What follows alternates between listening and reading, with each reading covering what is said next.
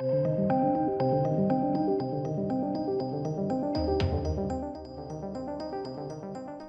ladies and gents, spoiler alert, I didn't really like Morbius. I know, shock horror. You may be really surprised by that fact that it wasn't a mind-blowing revelation of a film. It wasn't the second coming of Jesus Christ. Jesus Christ, it was awful. However, the laughs surrounding this film continue because the director has now come out and tried to explain the mid-credits sequence. You can't. It doesn't make any sense. And in doing so, he's made a mockery even further of Sony, if that was even remotely possible. But it is. Boy howdy, is it actually possible. So I thought we'd take a look at it today, ladies and gents, because it's gold. It's hilarious. It's genuinely funny. So Morbius director Daniel Espinosa explains, spoiler, in the post-credit scenes and future team-ups. So obviously, spoilers, for anyone that cares, if anyone cares. But also, hit that thumbs up button, give the video a share and all that good stuff. And if you want to support, we've got memberships, we've got Patreon, I've got a second channel, loads of good stuff. Check it out down below. So let's dive into this. Like I said, spoilers, I guess. I don't think anyone cares. You know, I mean, I know some people care. I'm aware, but it's not a good film. And some people are giving it like a really easy time because they're like, oh, but because it's not quippy like Marvel. So it still absolutely craps the bed. It doesn't make any sense at all. It's god awful as a film. But people are like, oh, well, you know, it's not quippy. So I like it because it's not full of jokes. Really? That's your metric? Wow. Raise your standards. No, it's a spoiler warning. Do not read if you've not seen Morbius. Again, don't think anyone cares, but fine. After nearly 2 years of pandemic delays, Morbius has finally opened in theatres and it has been chopped up, reshot and rehashed to shite. Expanding Sony's universe of Marvel characters and growing the web of Spider-Man villains getting their own origin stories. Morbius, starring Jared Leto as the biologist turned vampire from Marvel Comics, was originally supposed to debut in July of 2020. Mad. Absolutely mad. And that was actually supposed to be before Venom Let There Be Carnage and Spider-Man No Way Home. The COVID-19 pandemic, of course, turned the world and studio release calendars upside down, which is how Morbius wound up hitting theatres this weekend. And I would also argue, because the post-credit scenes are so messed up, I would also argue that, you know, they've done quite a lot of reshoots on this in the interim period. Like, it's pretty obvious they've done reshoots. Like, patently obvious. And yet there are a couple brief references to the Venom sequel in Morbius.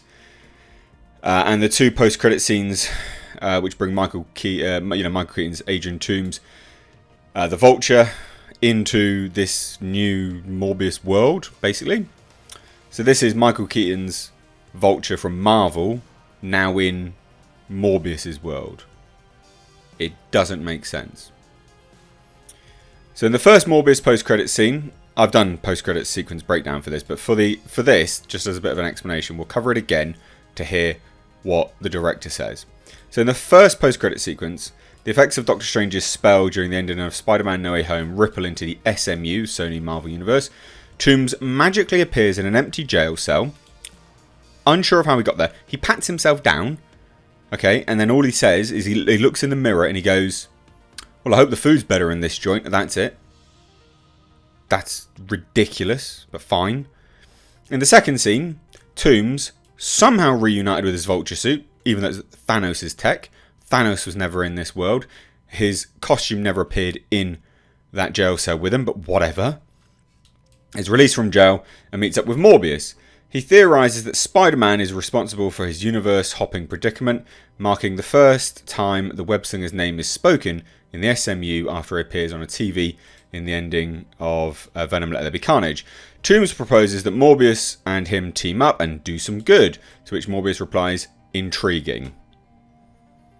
Like, it doesn't line up, it's bad ADR, it's awful, but here we go. And also because we've got a Craven film, it's basically that we're going to be getting you know, a sort of Sinister Six, but not. God. Anyway, here's the nonsense that the director came out with.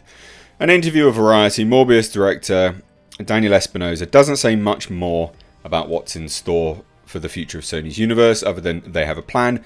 They definitely don't have a plan, and if that plan involves Amy Pascal, who looks like she's on crack at the moment, no, that's not a plan, okay? That's a car crash waiting to happen. I don't know why that has to be said, it's pretty obvious. But anyway, Espinosa did have some more to say about the post-credit scene, a Spider-Man reference that was cut from the movie, and who Morbius and Vulture should team up with next. So, also, they cut a lot from that film, like it's really been hacked up. So here's what it says. So ever since they released Venom, Sony's confidence has built with Spider-Man Into the Spider-Verse. Much to the credit of those writers and directors, it's one of the best comic book movies ever made. It is, it's really good actually. That's a very, very good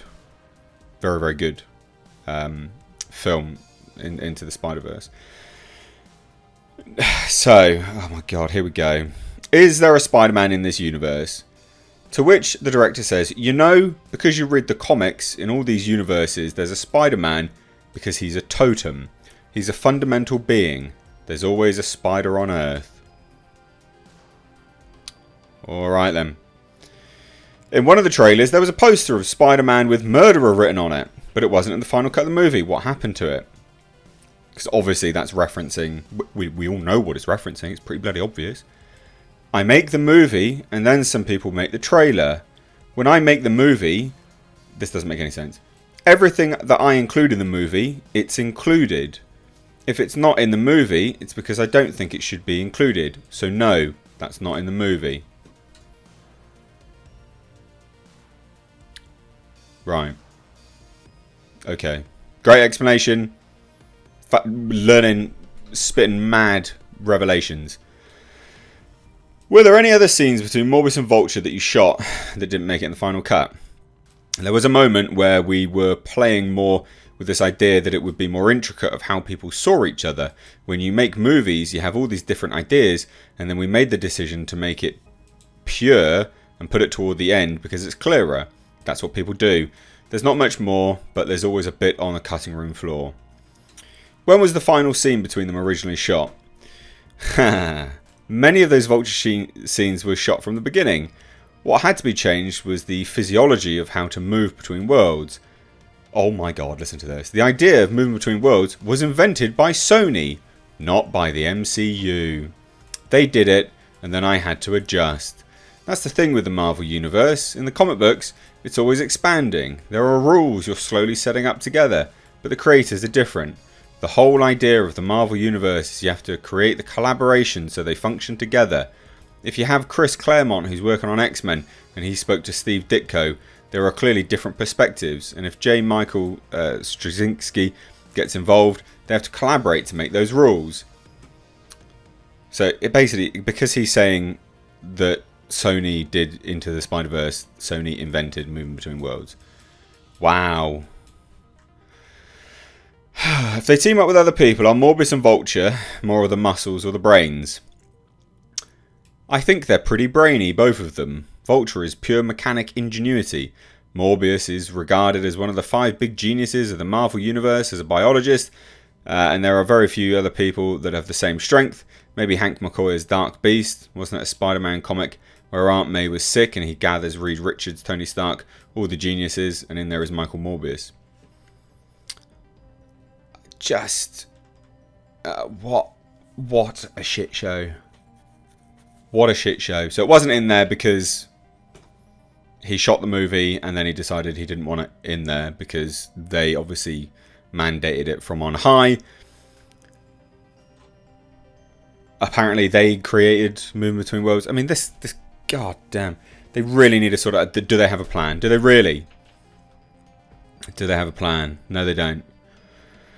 No, they definitely don't. This stuff's just suck. Whatever. Anyway, what do you guys think of this? This interview is just an absolute joke. Let me know down below. And this is why Sony's universe is just... It's just falling apart. Absolutely just falling apart. This stuff's... You know, this is why. Because they don't have a plan at all. They really, really don't. But okay then. And again, like I said, if that plan is from Amy Pascal, then they're in major trouble. But drop your thoughts down below. Hope you enjoyed the video, because again, it's baffling, but still nonetheless somewhat informative. A peek behind the curtain of how ridiculous Sony are. Cheers guys. Take care.